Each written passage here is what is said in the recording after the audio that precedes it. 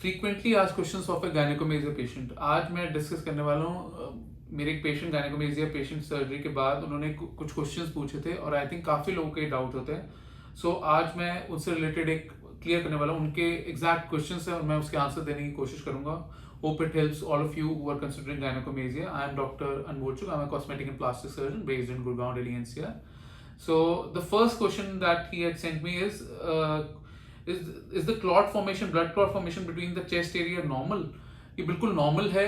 After gynecomastia surgery आपकी chest swelling होगी और ब्रूजिंग होगी, ऐसे लगेगा किसी ने मुक्का मार रखा है, क्योंकि थोड़े से ब्लूइश कलर के हुए थे। लाइपोसक्शन जब हम करते हैं वो थोड़ा कलर आता ही आता है। जनरली 2-3 डेज में रिजॉल्व हो जाती हैं चीजें।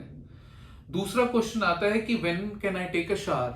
Generally what I recommend is after 2 days you can take a shower. जो स्टिचेस हम देते हैं वो बिल्कुल साइड में होते हैं, तो फ्रंट में नहीं होते, तो उसमें कोई दिक्कत नहीं आती है। कोशिश करिएगा जो साइड के स्टिचेस होते हैं उसमें आप पानी कम से कम डालिए। तीसरी चीज है कि I need to go to work and can I climb stairs after like gynecomastia surgery? Yes, you can climb stairs after gynecomastia surgery. हम तो इमीडिएटली आपको चलने के लिए बोल देते हैं गायनेकोमेजिया सर्जरी की इवनिंग में भी। आप काम पे अपना जा सकते हैं, डे जॉब है तो डेफिनेटली आप उसी दिन इवनिंग से शुरू कर सकते हो, और अगर आपको नॉर्मल काम पे जाना है तो आप नेक्स्ट डे आराम से जा सकते हैं।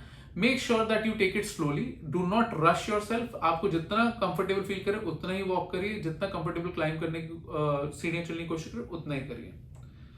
फिर ये कहता है कि can I have pint of beer after few days?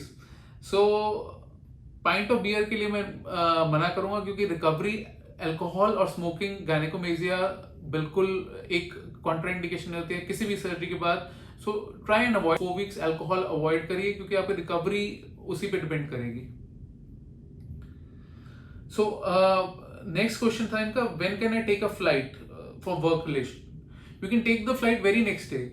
Short flight तो आप आराम से ले सकते हैं। हमारे कुछ पेशेंट बाहर से भी आते हैं, दूसरी कंट्री से आते हैं। You can easily go back to work or your country after a day or two. We can put absorbable stitches. Basically होता है थोड़ा लगेज उठाने में आपको प्रॉब्लम आएगी, ओवरहेड जो मूवमेंट होती है वो मैं कहता हूँ रिस्ट्रिक्ट करिए, otherwise you can take a flight very next day.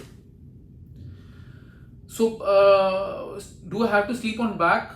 When can I switch sides? ये next question आता है। So basically you can switch to any sides. Initially हम बोलते हैं कि आप थोड़ा सुपाइन यानी कि पीठ के बल सोइए, क्योंकि uncomfortable होता है, कई बार स्वेलिंग होती है, ब्रूजिंग होती है, स्टिच होते हैं तो अनकंफर्टेबल होता है। आप 2-3 दिन के बाद जैसे आपको कंफर्टेबल लगे एक साइड या दूसरी साइड पे आप आराम से अपना करवट लेके सो सकते हैं।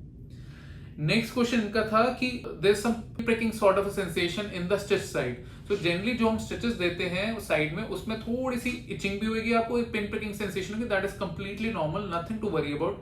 जो स्टिचेस होते हैं जनरली हम 7 to 8 डेज के बाद निकाल देते हैं। आप चाहें तो एब्जॉर्बेबल भी लगा सकते हैं, डिपेंडिंग ऑन आपको कैसे कंफर्टेबल है। Other than that, the recovery. So these were some of the common questions that one of my patients asked, and I'm very thankful that my patients ask these questions post recovery. We'd like to get involved with all our patients to help them out.